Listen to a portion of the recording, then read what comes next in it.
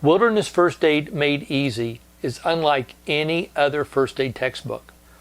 All first aid textbooks require the student to read hundreds of pages of information, and the student is responsible for attempting to put together all the information and apply what they learn. Wilderness First Aid Made Easy eliminates all the boring reading. In the book, you'll see each page consists of a diagram.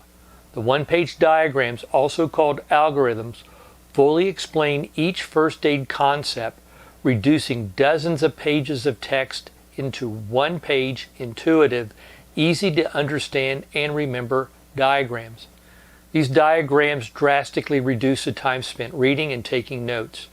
Paired with each diagram are concise, to-the-point presentations, each which are less than 7 minutes in length, that fully explain each diagram. So let's look at how the diagrams are used in identifying and treating illnesses and injuries in a sample scenario. In this video, I'll demonstrate a sample scenario, how you can use the algorithms in Wilderness First Aid Made Easy to identify and treat illnesses and injuries. And in this scenario, we have a member of your group hike who has tripped and fell and now laying on their back, holding their left arm and complaining that their arm hurts. Now, most all first aid courses will teach you to treat the broken arm. But this patient didn't stumble and fall just because they're clumsy. And this patient has a life-threatening illness that we can't see, that goes beyond just a broken arm, and left untreated, our patient could die. Let's see how the algorithms found in Wilderness First Aid Made Easy will enable you to thoroughly evaluate a patient and discover injuries and illnesses that may not be readily apparent. We start the scenario at 2 o'clock in the afternoon, and we've been hiking since 10 a.m. We always start with the primary assessment found on pages 1 through 7. The primary assessment is to quickly identify any life-threatening illnesses and injuries that can kill our patient in the next few minutes. And during the primary assessment, we find the patient has what appears to be the signs and symptoms of a broken arm. The patient complains that their arm hurts. We see a bruise on the forearm, and the patient complains of pain when we palpate the arm and complains of extreme pain when we palpate the bruise. Having found no life-threatening injuries or illnesses in the primary assessment, we begin with the secondary assessment. In the secondary assessment, we'll perform sample history, we'll check the vital signs, and we'll perform another physical exam. For sample history, we ask the patient questions. And for symptoms, the patient tells us that they're feeling dizzy, they're hungry, they're thirsty, and their arm hurts. And for signs, well, we found a possible broken left arm during the primary assessment physical exam, and we notice that the patient is slow to answer questions and their speech is slurred. We ask the patient about any allergies they have, and they tell us none. We ask them about any medications that they're currently taking, and they tell us that they take insulin once a day. We ask the patient about their medical history, and they tell us that they are a type 2 diabetic. Then we talk about last in and last out.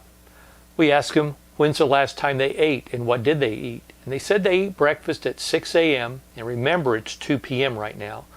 They had a bowl of cereal, which tells us our patient has not eaten anything in over 7 hours. Then we ask them, what have you been drinking today? And they said they had a glass of water with breakfast this morning and they haven't had anything else to drink. We asked them about their pee and their poop, and they said that they peed about an hour ago. And we asked them what color it was, and they tell us that it was dark yellow and it had an odor. And they tell us about poop. They pooped this morning right after breakfast and it was normal. Then we asked them about the events leading up to the present crisis, and they said they were hiking. They were feeling really dizzy and thirsty, and they tripped and they fell really hard. Now, while the patient was responding to your sample history questions, you noticed the patient wasn't acting like themselves. And once again, they're slow to answer your questions and your speech is slurred. So now we'll roll in the vital signs. And the first vital sign is time, and it's 2 o'clock in the afternoon. Then we check the patient's level of consciousness. And the patient is slow to respond to our questions, and they're confused about what trail they're hiking on. They can't tell us where they're at. So the patient is A plus O times 2. We take their heart rate, and it's 80. Respiratory rate, and that's 20. And we check their skin, and their skin is pale, cool, and moist. And we perform the secondary assessment physical exam.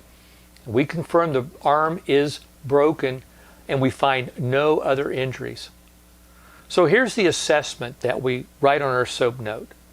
Number 1, the patient is possibly hypoglycemic. They have low blood sugar. They haven't eaten anything in over 7 hours, and they're a type 2 diabetic, and they are A plus O times 2. They're not acting like their normal selves, slow to respond to our questions, and their speech is slurred.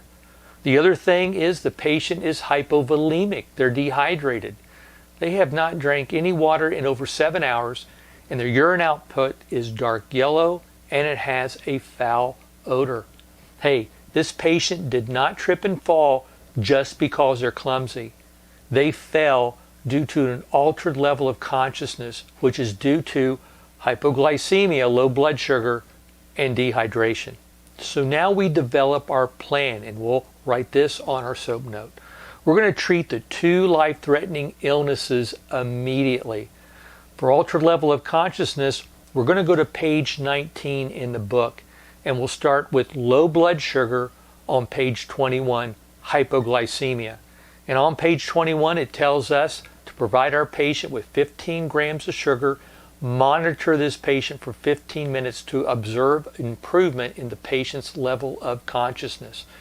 Now we also want to treat the dehydration, so we'll roll over to page 22 and we'll treat for dehydration. We'll provide our patient with small frequent sips of water and continue to monitor the patient for the next 30 minutes to see if there's any improvement in the patient's vital signs, level of consciousness. And for this fractured arm, we'll confirm that fractured arm using the algorithm found on page 28. And then we'll build an arm splint using the checklist that starts on page 28A. So this is an example of how you can use the algorithms found in Wilderness First Aid Made Easy to troubleshoot a patient and find illnesses and injuries that may not be readily apparent. Had we not used a systematic step-by-step process to evaluate our patient, the patient could have slipped into a diabetic coma and even heat exhaustion. Hypoglycemia and hypovolemia, left untreated, are life-threatening illnesses. Our patient could have died. Your knowledge on how to identify and treat these hidden illnesses and injuries can mean the difference between life and death for those under your leadership and care. So this is just one example how these algorithms will help you in your Wilderness First Aid training. You can pick up a copy of Wilderness First Aid Made Easy at Amazon. Just go to the link in the video description below. Now, for everyone who enrolls in the School of First Aid online Wilderness First Aid course, well, they all receive a free paperback copy of Wilderness First Aid Made Easy, and they also receive access to the online edition of the book and also access to the app version of the book. You can learn more about the online course by clicking on the School of First Aid link in the video description below. Be safe out there.